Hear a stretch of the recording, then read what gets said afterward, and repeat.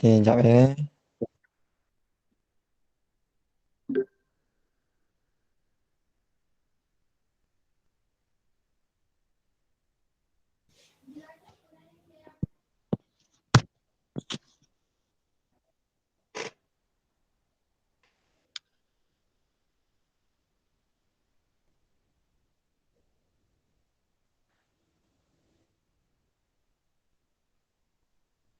Tasha guna apa ni? Handset ke?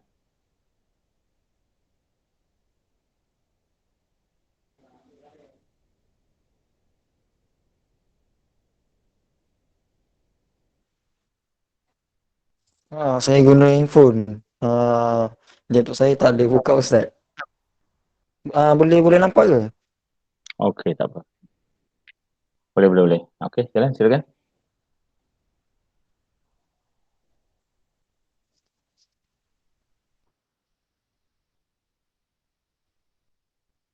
Boleh ke? Jalan boleh nampak?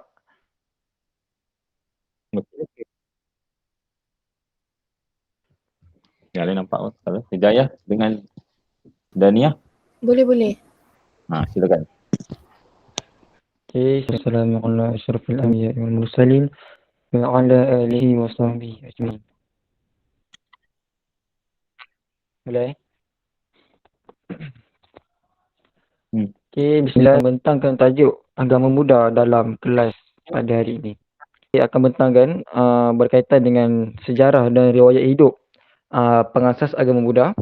Kemudian kita akan saya akan terangkan tentang 4 kebenaran agung, iaitu dipanggil 4 kebenaran mulia dalam agama Buddha. Kemudian kita akan belajar tentang simbol agama Buddha, kitab suci agama Buddha, mazhab atau aliran yang ada dalam agama Buddha, kemudian perayaan agama Buddha dan juga istiadat agama Buddha.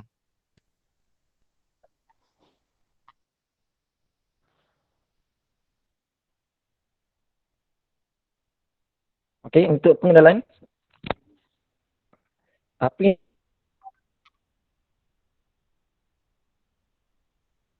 saya tahu berkenaan dengan Buddha adalah Buddha bermaksud mereka yang sedar, iaitu mereka yang mencapai pencerahan sejati.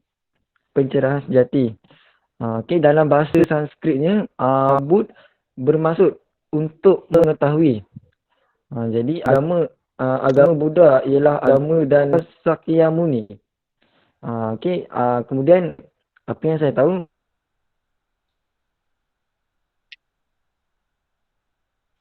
agama Buddha uh,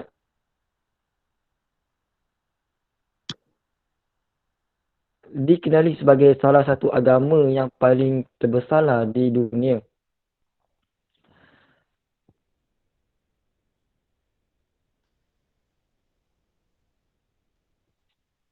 Teruskan.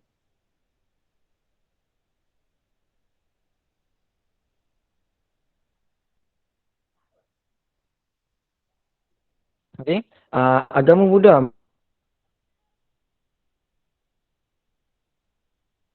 menyebar ke benua India dalam 5 kurun selepas pengasasnya meninggal dunia. Siapa pengasasnya?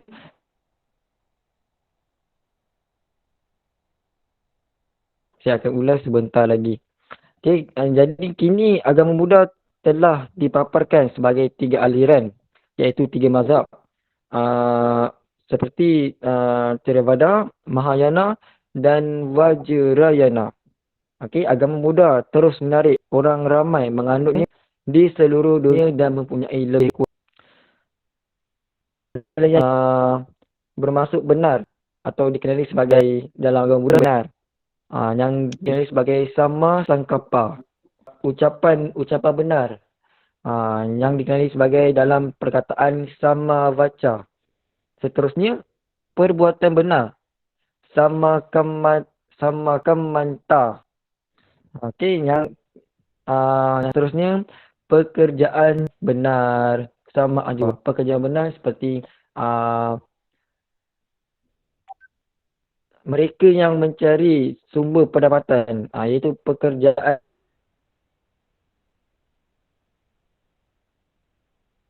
benar. Dalam bahasa Budanya sama ajwa. Kemudian nilai agama yang seterusnya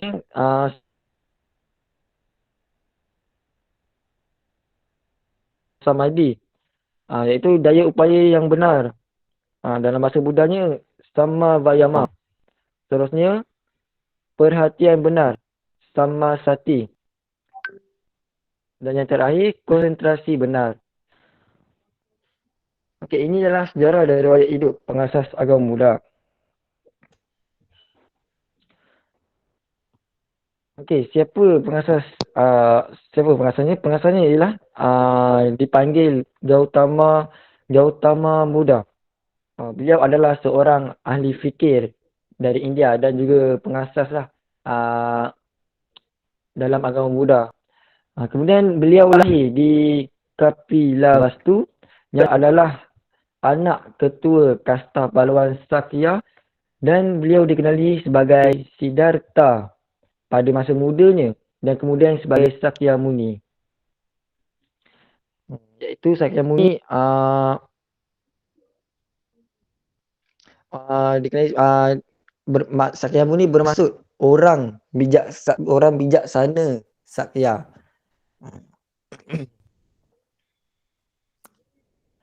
Okey, mengapa dipanggil pengasasnya dipanggil Gautama Buddha?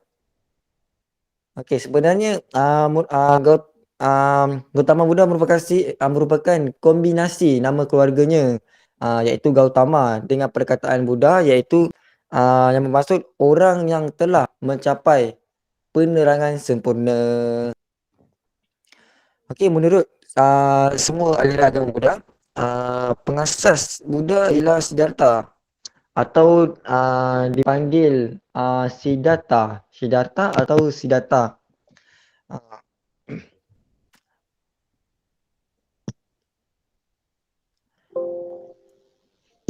Kemudian dilahirkan di hutan kecil, iaitu Lumbini yang berdekatan dengan pekan Kapilavastu.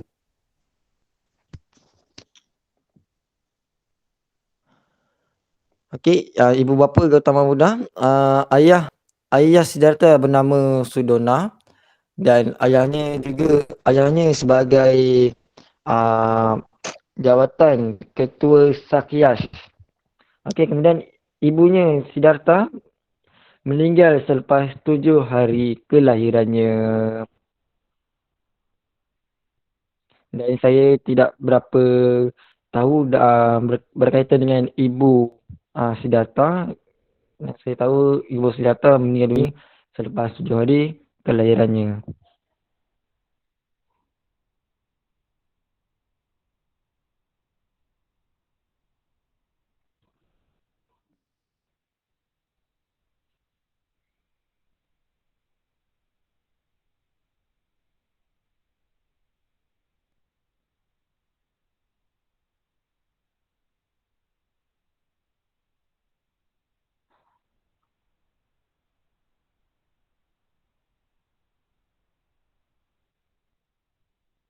Ya, teruskan. Okey, kemudian peramal Asita.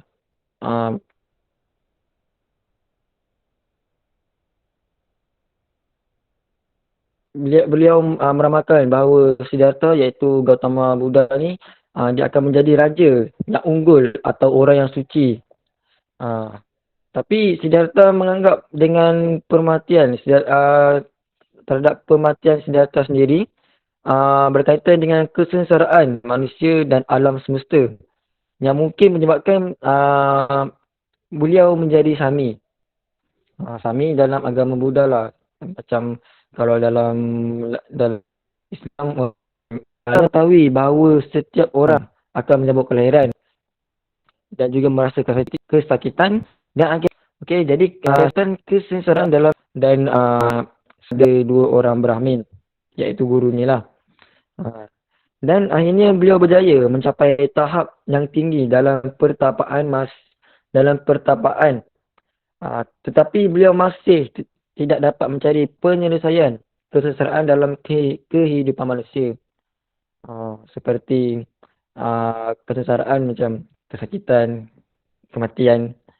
Okey. Kemudian selepas itu Siddhartha menemui jalan kesederhanaan. Bagaimana dia menemui jalan-jalan tersebut? Iaitu uh,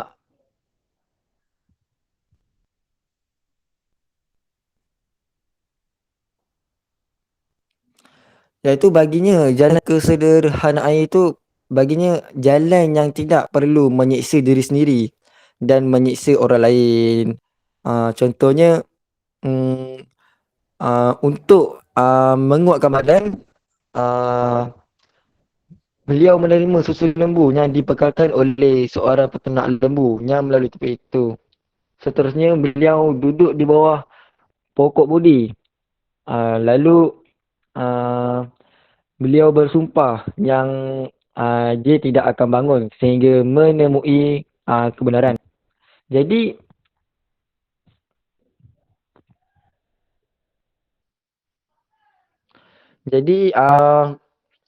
Siddhartha tersebut jadilah seorang Buddha apabila umurnya 35 tahun. Dan Siddhartha ini menyebarkan ajaran Buddha kepada semua makhluk di dunia di bahagian utara timur India. Jadi tidak heranlah kalau agama Buddha ni adalah antara agama yang terbesar di dunia.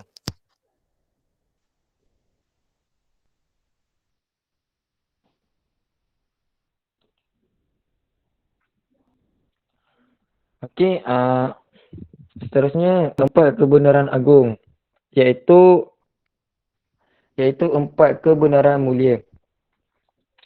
Okey, yang saya tahu dukkha. Dukkha bermaksud dalam agama Buddha penderitaan. Kemudian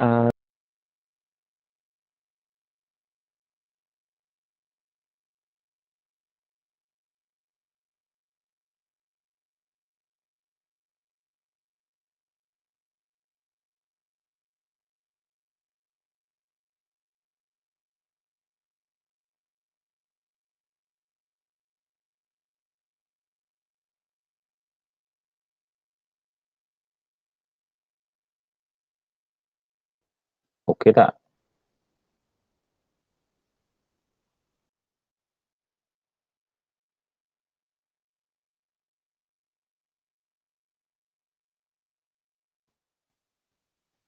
Hello?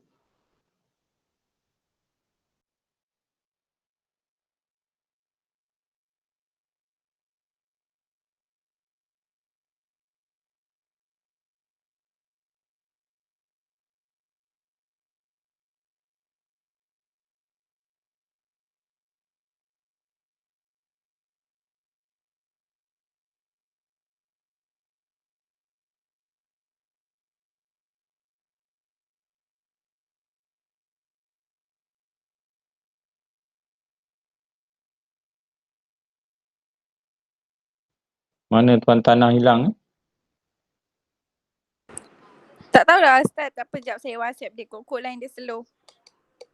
Sekejap Rasanya internet tu.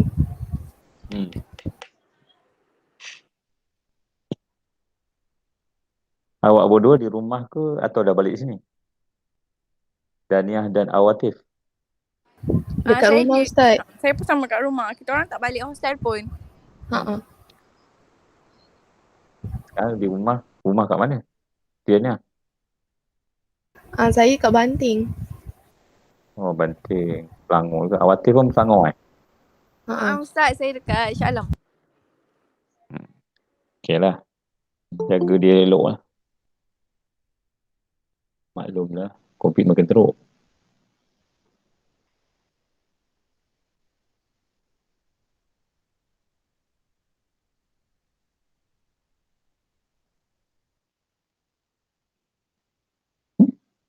Awatif kok kau. Apa sudah jadi?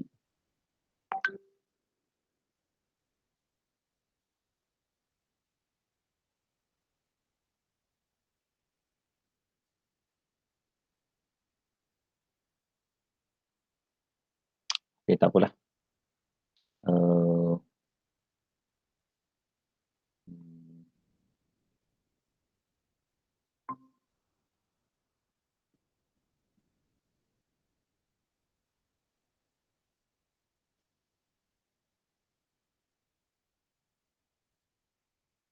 Cuma nampak tak yang saya share ni?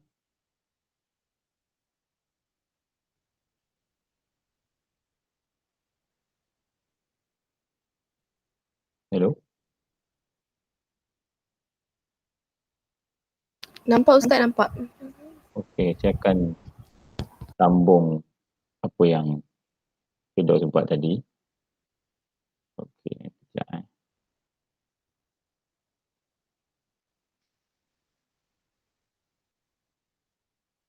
Okey, agama Buddha diasaskan oleh Siddhartha Gautama Buddha.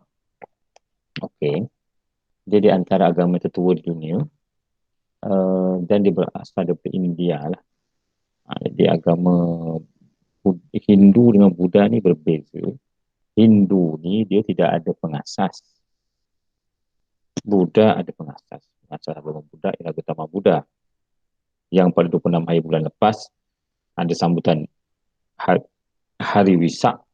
Itulah hari di mana Buddha ni mendapat enlightenment. Enlightenment ni artinya dia mendapat pencerahan. Kejap, saya tengok. Kalau saya tekan ni nampak. Assalamualaikum Ustaz. Ha?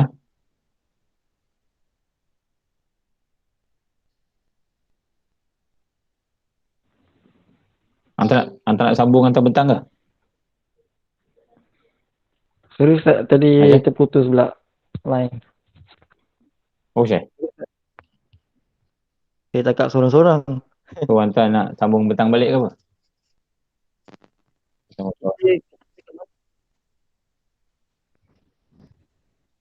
Boleh, saya boleh sambung bentang Tadi balik. hantar sampai sekejap. Anda kena offkan dulu.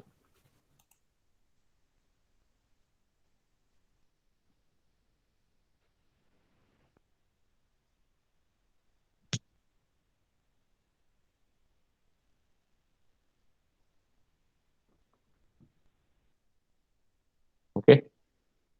Silakan. Sekejap, saya kena berhenti sharing sekejap.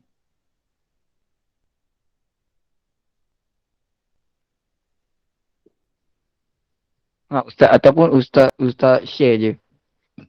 Sebab takut nanti saya ni ke, saya terputus lagi ke, boleh Ustaz sambung. Sekejap. Anda kena tengok dulu apa saya dah keluar dulu. Ataupun yang mana tadi ni.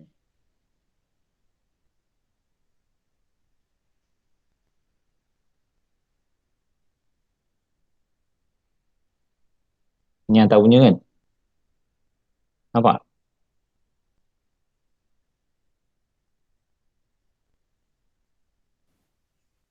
Betul.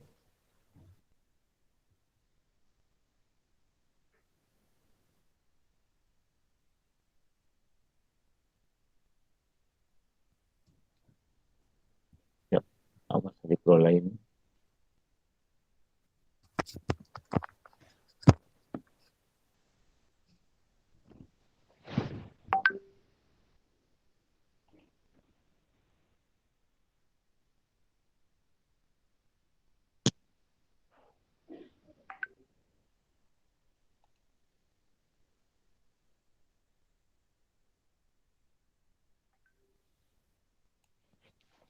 Kena keluarkan dulu ya.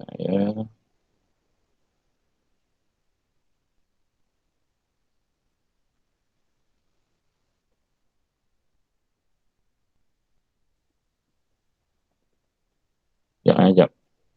Okey. Okey Ustaz. Anda kena ambil balik hantar email tadi.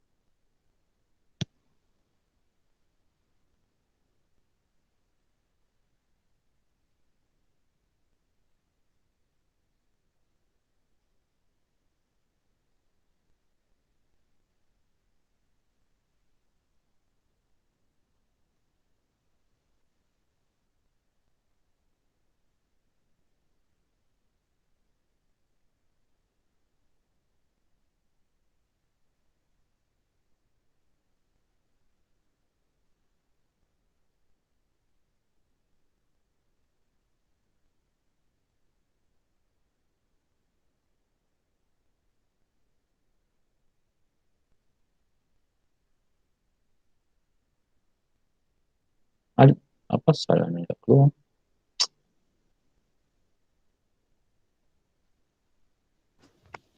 Ustaz, tak apa Ustaz. Kalau Ustaz tak boleh, saya ni je. Saya share. Okey. Anda share? Anda ni tak ada pula. Okey, kita kat mana tadi? Kita dah sampai mana tadi? Anda sama 4 keagungan yang mulia. Okey.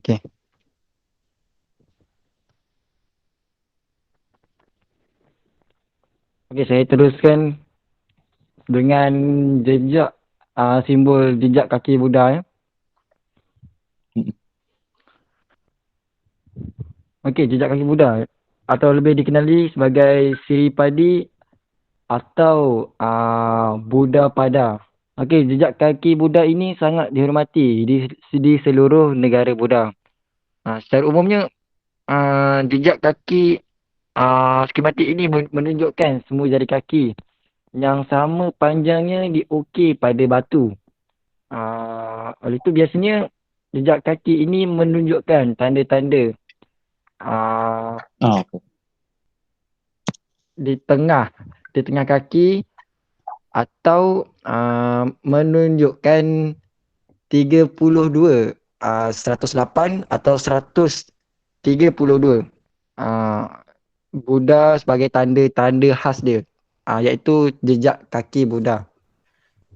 Okey, jejak kaki Buddha biasanya digunakan sebagai simbol Buddha sebelum gambar Buddha dalam bentuk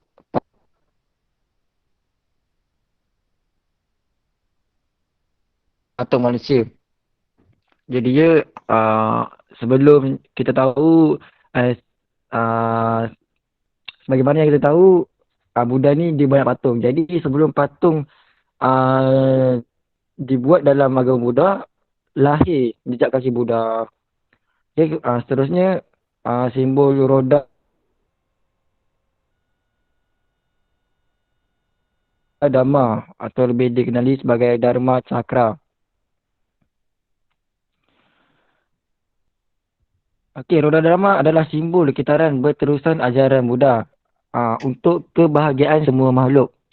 Selain itu, roda Dharma juga dilambangkan sebagai senjata yang dapat. Jadi simbol ini juga menggambarkan hubah pertama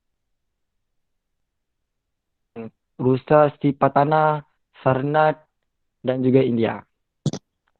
Okey, kemudian simbol swastika atau dikenali sebagai swastika.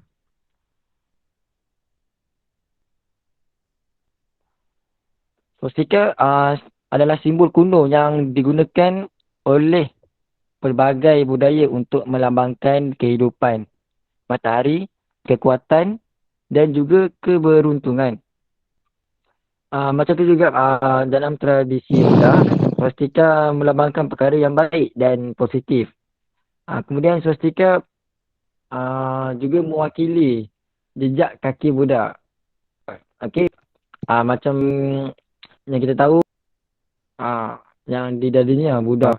Macam saya pernah lihat macam kawan-kawan saya ternampak masyarakat yang menganut agama Buddha. Biasanya saya nampak mereka ada yang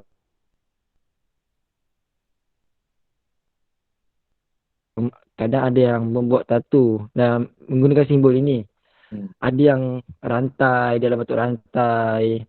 Macam-macam bentuk yang mereka ukir, iaitu swastika ini. Okey, kemudian simbol bunga, iaitu teratai putih. Okey, sebelum tu bunga teratai adalah simbol kesucian dan kelahiran yang mulia dalam penganut Buddha lah, kerana ia tidak tercemar oleh kelodak di mana ia tumbuh. Mereka mengharapkan seperti teratai ini kerana tetap suci dalam kehidupan dunia yang penuh dengan godaan. Okey, untuk teratai putih melambangkan sifat budi. Itu keadaan di mana kesedaran dan perasaan telah mencerahkan atau mencapai kesempurnaan. Okey, seperti yang kita lihat, biasanya teratai putih ni memiliki 8 kelopak yang melambangkan jalan mulia berunsur 8. Okey, yang kedua, teratai merah. Ia melambangkan sifat iaitu perasaan manusia. Kemudian contohnya seperti cinta, kasih sayang, semangat dan sifat-sifat hati yang lain. Okey, kemudian teratai biru.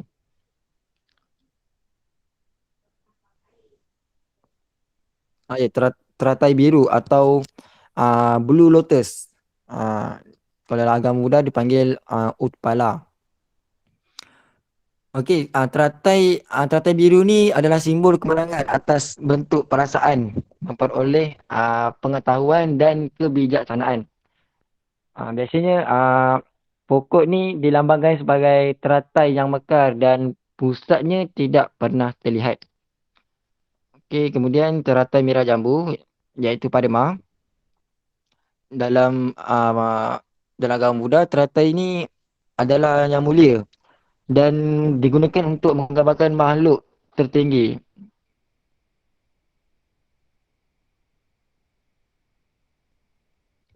Ini adalah teratai Buddha lah, antara teratai Buddha. Kemudian teratai ungu dipanggil Indira. Yang digunakan oleh beberapa sekolah untuk merenungkan ajaran Buddha rahsia.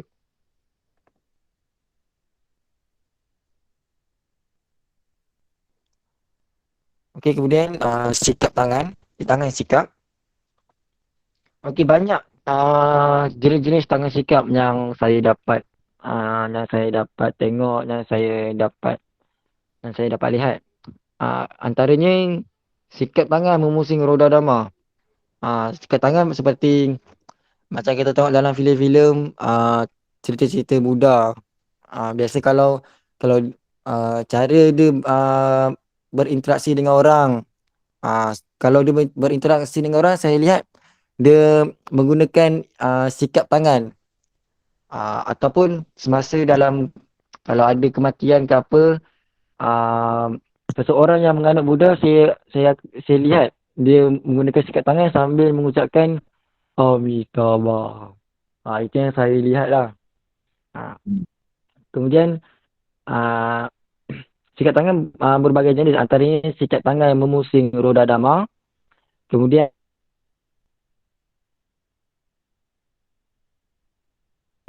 sikap meditasi, sikap pencapaian tertinggi, sikap menuju bumi dan juga sikap memusing roda dhamma semasa berzikir. Jadi banyaklah jenis tangan sikap yang diamalkan oleh penganut Buddha. Okey, seterusnya kita masuk pada kitab Buddha. Kitab suci agama Buddha. Okey, kitab suci agama Buddha dikenali sebagai Pitaka atau kerajang.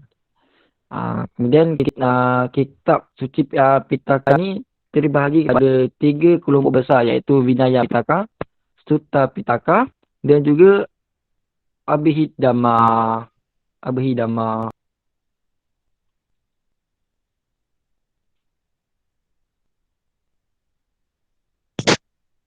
Dengar, teruskan.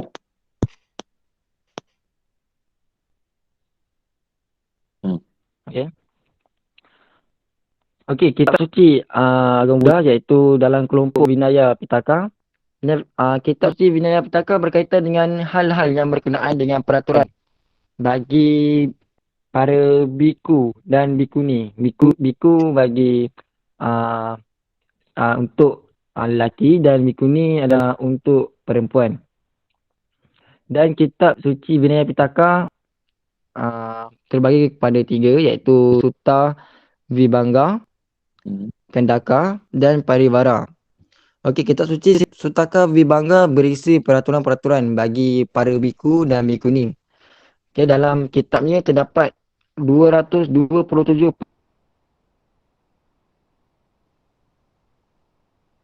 peraturan yang mencakupi 8 jenis pelanggaran.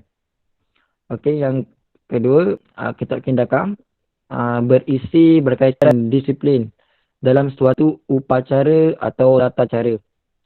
Okey, yang ini ringkasan dan pengelompokan peraturan wilayah disusun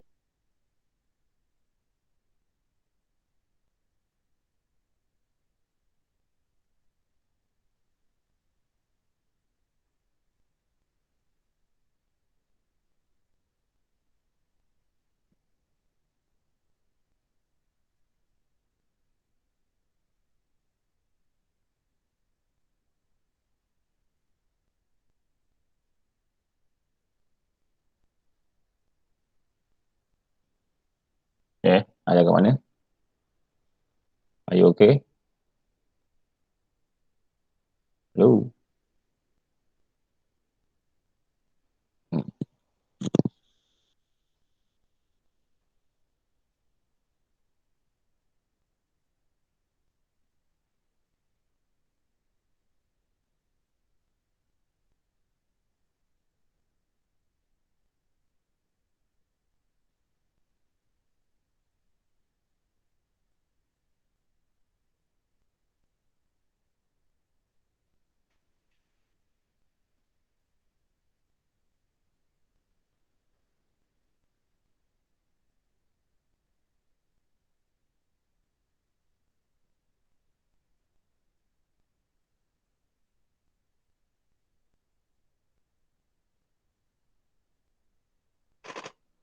Syekh, hello?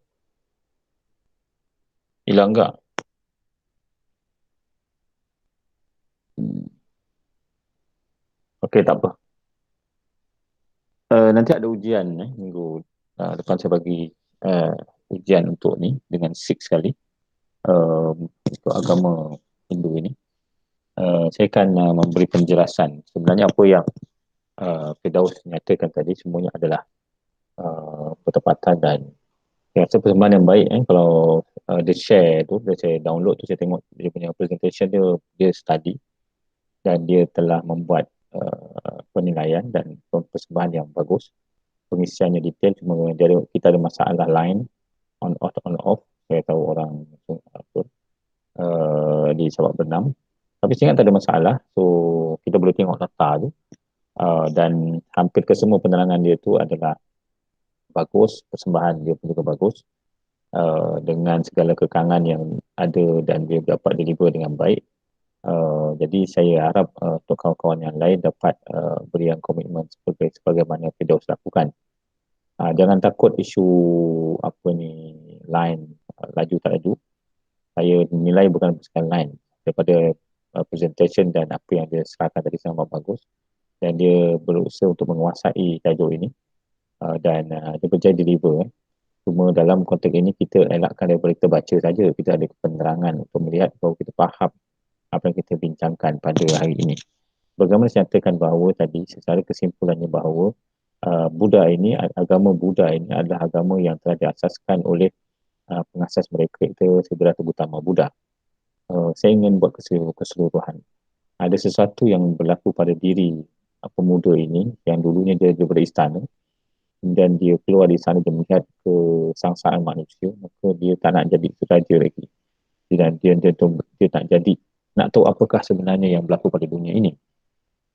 Kita bagi enlightenment, kesedaran. Sebab itu saya menyatakan bahawa kesedaran ini ialah kalau macam kita, sebab itu kita dapati bahawa Gautama Buddha ni kemungkinan seorang Nabi, seorang Nabi, dia bukan Rasul lah. Sebab enlightenment itu ialah dia menuju pada bila dia dapat berkata dia dapat pencerahan atau dapat apa itu namanya Tuhan. Problemnya ialah mereka disembah oleh pengikut mereka. Sebenarnya Gautama Buddha bukan sembahan, dia mencari satu enlightenment itulah kesedaran itulah cahaya itulah saya. Kalau kita dekat saya ini, saya memahami bahawa ia adalah wahyu untuk diri dia sendiri dan dia mengenal dirinya, dia mengenal Tuhannya. Cuma dia tidak boleh beritahu pada orang lain, dia tak boleh kembangkan pada orang lain, kerana untuk diri dia sahaja. Sebab dia kata dia betapa tu dia duduk, dia tak tahu nak buat apa, tapi dia tahu ada benda yang benar di luar ini. Jadi akhirnya dia dia lapar, lihat orang mati, jadi orang sakit, macam-macam yang dilihat oleh kehidupan utama Buddha ini, dan akhirnya dia merasakan dia perlu keluar daripada istana dan mencari kehidupan lain. Sebab itu akhirnya ada 4 dan kemudian 8 lapis. Dan 8 lapis itu adalah prinsip kehidupan dibawa oleh Buddha. Dan Buddha ini dia berjaya dalam konteks dia meyakinkan orang dia. Sebenarnya dalam konsep Buddha ni banyak cerita sejarah macam mana Buddha ni terlahir lah. Tapi dalam konteks kita yang kita nak baca ini, kita nak tahu apakah sebenarnya isi kandung ajaran Buddha. Sebab dalam dialog antara agama ini atau perbandingan agama ini, kita nak lihat, kita bolehlah tahu sejarah sedikit tentang Buddha, tetapi yang paling kita nak tahu ialah isi kandungan agama dia dan bagaimana kita boleh berinteraksi dengan orang Buddha. Apakah jalan yang kita boleh lakukan supaya kita boleh berdialog dengan orang Buddha dan seterusnya. Orang Buddha ini boleh berdialog dengan kita dan akhirnya kita boleh menunjukkan pada mereka bahawa Islam adalah agama yang benar dan hak. Sebab pada mereka daripada mereka lah yang paling benar pada mereka lah. Serta saja orang utama bulan keluar di sana baru dia melalui kehidupan yang baru. Kehidupan yang baru. Kemudian bila dia dah dapat apa yang dipanggil sebagai enlightenment tadi, kemudian dia pun menempuh itu dan dia berkhutbah di Benares. Khutbah. Sebab dia Gautama Buddha mempunyai penerangan, Buddha merasakan terpanggil untuk berkongsi pengalamannya pada orang lain. Sebab kalau dalam bentuk wahyu, dia tak boleh kongsi kepada orang lain untuk dirinya saja. Bila dia berkongsi kepada orang lain, itu dipanggil Rasul. Tapi maknanya sekarang ni ada di sinilah kenapa akhirnya orang telah menyembahnya. Iaitu dikata apa, dia berkongsi pengalamannya dengan orang lain. Justru dia memulakan perjalanan ke Benares, sebuah bandar yang pusat kehidupan agama Hindu. Dan perjalanan di Benares, Buddha bertemu dengan 5 orang pemuda yang pernah meninggalkan dunia. Setelah mendengar capan-capan Buddha, mereka berdua menjadi pengikut setia Buddha. Mereka ini diberikan gelaran arhat, seorang yang bernilai. Ramai dikenal dengan kesatria menjadi pengikut Buddha. Apakah dia isi kandungan agama Buddha ini ataupun Benares? Dalam khutbah Benares itu, pertama ialah 3 perkara yang disampaikan oleh Siddhartha merupakan asas agama Buddha. Satu, jalan tengah antara 2 ekstrim, di mana dia memilih kesederhanaan daripada yang susah sangat kepada yang terlalu senang sangat macam golongan raja, maka dia pilih tengah-tengah, dipanggil jalan tengah. Kemudian ada 8 jalan mulia dan 4 kebenaran agung. Ini dalam Benares ucapannya. Jalan tengah dimaksud pula ialah yang terbaik untuk mengatasi 2 situasi yang ekstrim. Kehidupan yang dihabiskan untuk kesenangan mengikut hawa nafsu di satu sisi merupakan keadaan ekstrim, dan satu lagi sisi kehidupan didedah dengan penyiksaan diri dan menafikan keperluan jasad, dan itu juga ekstrim. Sampai dia tak makan, tak minum kan. Jadi maksud jalan tengah. Kemudian apakah yang dimaksudkan dengan 8 jalan mulia? Itu pemahaman yang benar, pemikiran yang benar yang tadi setelah pun diucapkan oleh Firdaus tadi, iaitu ucapan yang benar, kata yang benar, cara yang benar, usaha yang benar, fikiran yang benar dan meditasi yang benar. Ini sebenar-benarnya. Itu maknanya untuk mengatasi penderitaan. Tengokkan ada orang tua, ada orang sakit, orang mati. Jadi kata ini adalah kehidupan yang penuh derita. So kena faham benar dalam kehidupan ini, berfikir cara yang benar, ucapan yang betul-betul yang benar saja, cara hidup yang benar, usaha yang benar, pemikiran yang benar dan meditasi yang benar. Perkara ini dah sebagai nilai-nilai asas-asas agama Buddha. Perkara 1, 2 ada sebagai panna. Tadi kan kita panna yang bermaksud ilmu dan kebijaksanaan. Perkara 3 ini ucapan yang benar, kelakuan yang benar dan cara hidup yang benar itu dikenali sebagai samadhi. Dan kemudian usaha yang berakhlak dan pikiran yang benar, berdasar yang benar ini dimaksud sebagai sila. Sila itu adalah akhlak. Sebagai tata susila. Sila itu adalah bahasa-bahasa Sanskrit. Sila, samadhi dan juga panna ini adalah bahasa Sanskrit, dan macam kita dunia fana. Kita kan dunia yang fana ini. Kenapa kita fana? Itu dipanggil ilmu dan kebijaksanaan. Jadi kena diuruskan dengan kebijaksanaan. Kemudian kita dengar juga tata susila. Sila itu adalah peraturan kehidupan. Itu adalah Buddha punya asas kepahaman mereka. Jadi dia ada 4 kebenaran agung. Agung mereka ialah hakikat penderitaan. Yang pertama, ia hidup adalah satu derita, dan penderitaan itu adalah seperti penyakit, dan mati juga adalah penderitaan. Menunggu satu atau tidak dapat dihajatkan juga adalah penderitaan. So dia kata ialah penderitaannya adalah sesuatu yang lumrah dalam kalangan manusia. Yang kedua ialah kebenaran mengenai asal usul penderitaan dan punca dari nafsu. So yang menyebabkan orang jadi derita ini kerana nafsu. Contohnya hari ini, kenapa adanya kita kena COVID kan? Kerana ada nafsu-nafsu manusia yang serakah. Nafsu-nafsu manusia yang serakah dan akhirnya kita bangsa. Benda-benda yang boleh settle dia tak settle. Benda-benda yang ini nafsu manusia. Ini sebab apabila berlakunya peperangan antara 2 negara, contohnya antara Amerika dan China, dan masing-masing memberikan kehebatannya dengan peperangan di angkasa dan sebagainya, maka dia menciptalah bahan kimia atau penyakit sebagai senjata. So Dulu dia pakai bom, sekarang dia pakai wabak sebagai senjata. Maka akhirnya jadi mangsa kita kerana nafsu-nafsu mereka. Maka derita lah seluruh umat manusia ini. Sebab itu akhirnya kita kata punca je, yang kedua ialah punca semua ni kerana nafsu manusia, peperangan dan sebagainya. Yang ketiga ialah kebenaran mengenai pecapan derita. Itu punca menyebabkan derita itu tak lanjut. So kebenaran macam mana kita nak membuang penderitaan itu. Sebab itu pertama mencadangkan kehidupan seperti dia. Dan yang keempat ialah kebenaran mengenai cara atau jalan melenyapkan penderitaan itu hendaklah melalui jalan 8 lapis. Cara untuk kita melepasi penderitaan ini yang mana kerana dosa, kerana nafsu manusia, dan cara kita nak membuang nafsu manusia kita, dia kena melalui 8 lapis. 8 lapis yang tadi itulah pemahaman yang benar, pemikiran benar, ucapan yang benar, tingkah laku dan akhir meditasi yang benar. Itulah dia. Okey, ada beberapa tambahan sedikit lagi yang tadi dah tunjukkan oleh dalam logo-logo lambang dia, iaitu dukkha, samudaya, nirodha dan marga.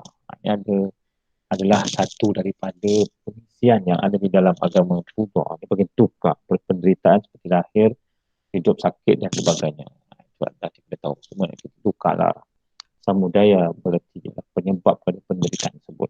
Yang ketiga ialah nirodha, bermaksud pemendam yang menghendaki usaha sungguh-sungguh bagi mengekang nafsu. Maksud bersungguh-sungguh lawan nafsu. Dan yang keempat adalah marga, maksud lepasan. Kita berjaya melepaskan, kita akan rasa resah, kita rasa tenang. Sebab itu kenapa mereka jadi orang Sami. Sami tak bekerja, dia tak makan, dia tak sedekah apa semua. Sebab orang bagi dia makan. Sebab ini adalah dia nak letakkan diri dia sebagai keadaan orang yang marga. Satu susah.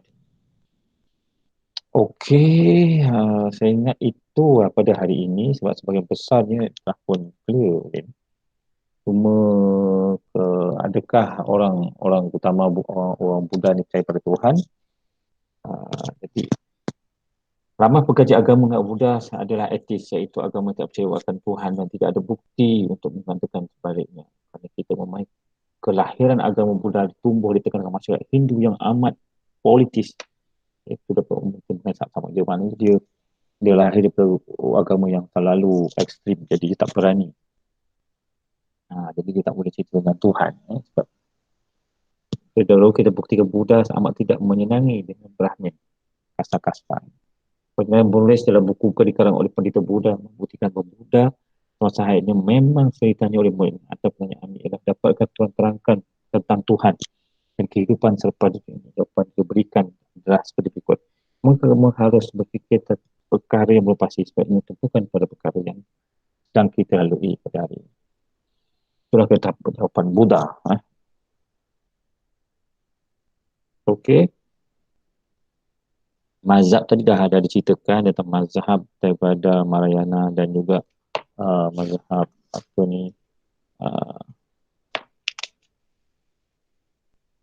Mahayana. Kemudian kita tak suci tentang kita tak suci mereka, iaitu Satta Patika Vinaya, dan juga Abhidhamma. Itu adalah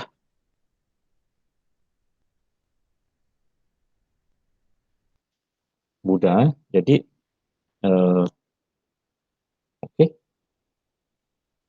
mazhab agama Buddha. Okey, saya tahu. Hari yang pengibadatan dia ialah jadi secara loceng, patung Buddha, colok dan juga bunga hidup. Itulah dia kata tadi, bunga hidup tak pernah teratai. Colok tu yang ada yang bagi bau tu lah. Patung Buddha dia, kemudian loceng dia. Loceng dia akan bunyikan. Ada bisa ada hari pengenalan Buddha dan hari Buddha mendapat ilham dan penerangan lain. Okey. Dalam buku anda dah ada penotan tentang Buddha. Minggu depan kita akan bagi ujian ABC untuk Buddha dan juga agama Sikh yang kita belajar pada minggu lalu. Ada siapa nak tanya? So Firdaus, tahniah saya ucapkan kerana pertemuan pada itu. Walaupun ada cabaran saya tahu, tapi presentation Firdaus dan bahan-bahannya begitu menarik dan lengkap. boleh kongsi, kawan-kawan boleh tengok apa yang Firdaus buat. Walaupun saya beri masa dia sekejap, tapi dia percaya melaksanakan. Dan saya minta lepas ni jangan berlaku lagi lah perkara ni. Patutnya tegur saya dulu pada 2 minggu lepas, bila saya bagi cakap minggu lepas tu adalah sebab dalam jadual saya tengok cuti semester break ialah minggu lepas. Mungkin ada beberapa kesilapan. Saya minta nanti kalau bincang-bincang pun kalau salah tegur tu, kalau tidak nanti kesian awak dengan cuti-cuti terpaksa. So saya ingat itu saja pada hari ini. Wallahualam. Ada siapa nak tanya? Ustaz. Ada. Firdaus nak tanya apa? Sebelum tu saya nak minta maaf lah atas saya sebagai ketua kelas korban bertinggi, saya nak minta maaf sebab kesilapan yang berlaku. Sebab kami pun confused. Jadi